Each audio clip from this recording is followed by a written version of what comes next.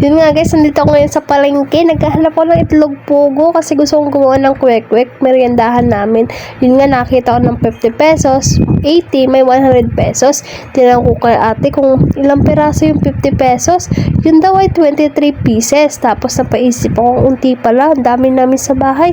Kaya yung 100 na lang kinuha ko, yun daw ay 42 pesos. Kaya pinasupot ko na kay ate at kumuha ko ng malaking itlog, pandagdag din sa kwek-kwek. 4 na peraso guys ang kinuha ko niyan. Depende guys sa inyo kung ano ang pipiliin nyo. Kasi kinuha ko yung medyo mura-mura 4 na peraso guys ang kinuha ko niyan.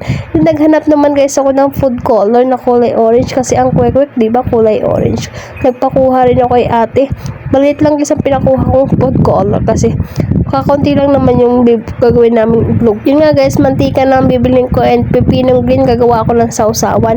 Depende guys sa inyo kung lalagyan nyo ng pipino or hindi. Sa akin kasi guys, lalagyan ko ng pipino kasi pampasarap pag may pipino. Pipinong green kasi guys ang kinuha ko para mas masarap. At DS na suka naman guys ang aking binili para sa sausawan para mas masarap. And then guys, bumili rin ako ng sili para maanghang-anghan. Ito na nga guys, ang complete ingredient ko.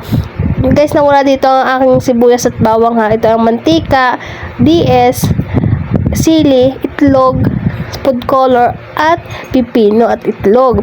Ito na nga guys, sasalang na natin. Nag-start na ako. Buksan natin ang gasol. Kung nga po ng asin yung tubig natin pinapakulo para sa itlog pugo. Para po mabilis siyang mabalatan at nilagay natin ng itlog pugo ng dahan-dahan para hindi siya mabasag.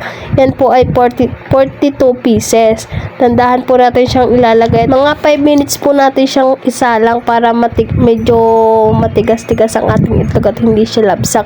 And then sinamahan ko nga rin ito guys ng 4 na itlog na malalaki. Ito nga guys, nagbalat na ako ng pipino para sa sausawan natin. Depende guys sa inyo kung anong pipino ang bibilhin nyo, kung pipinong puti o pipinong green. Pero mas masarap guys pag pipinong green ang inyong bibilhin kasi mas malasa. At ito guys, ang inayat ko ng pack cubes na maliliit lang para sa ating sausawan ng kwek-kwek. And then guys, sasalin natin na rin sa isang lalagyan.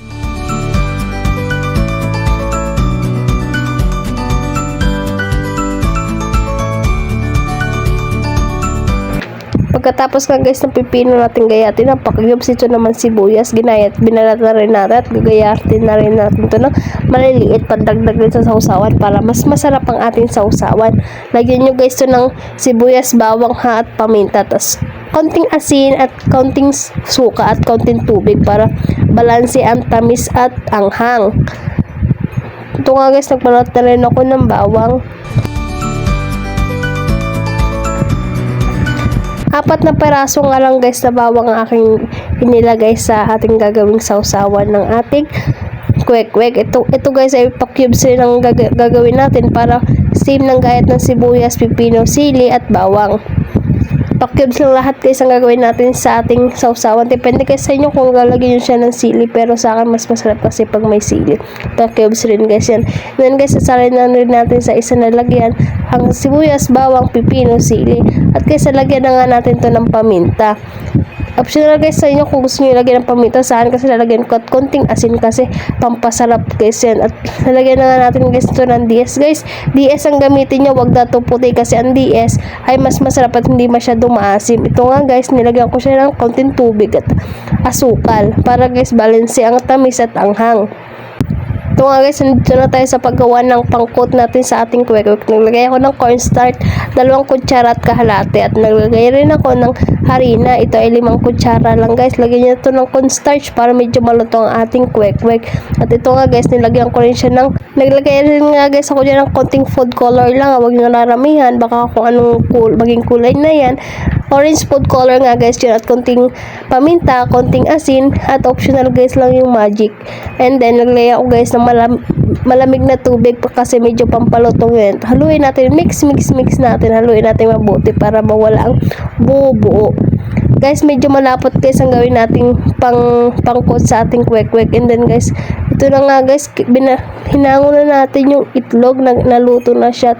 Ating ibababad siya sa medyo malamig na tubig para mas mabilis lumamig. Ito na nga guys, babalatan na natin. Ito mga kwek-kwek, 42 pieces itong babalatan natin. At 4 na itlog na malalaki.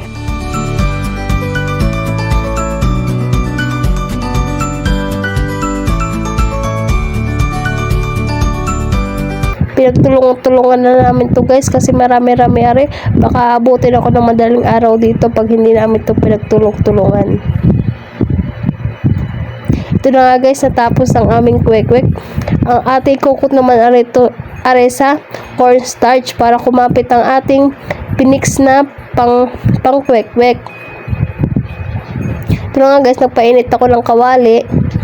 And then, intay lang natin guys yung mawala yung tira-tirang tubig sa kawali, and then naglagay na ako ng mantika. Optional guys sa inyo kung gusto nyo lubog or hindi. Sa akin guys kasi hindi, kasi pansarili lang naman yun. Yun nga guys, nilagay ko na sa kawali ang kwek-kwek. Kinoat ko na siya sa kulay orange natin ginawang mixture. Dandahan lang guys sa paglagay para hindi matalamsikan kayo ng mantika.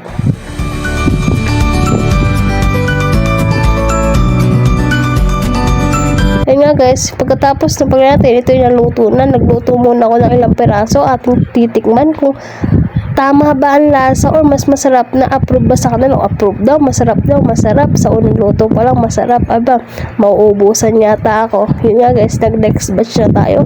Naglagay na ako ng malaking itlog. Itlog ng manok yata yun.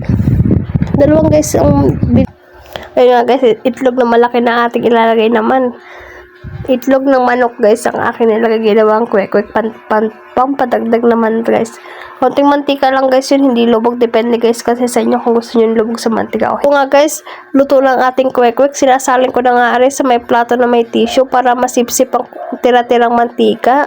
Kitang-kita yun naman mo, kitang-kita ang pagka-orange. Kwek-kwek na talaga, kwek-kwek na.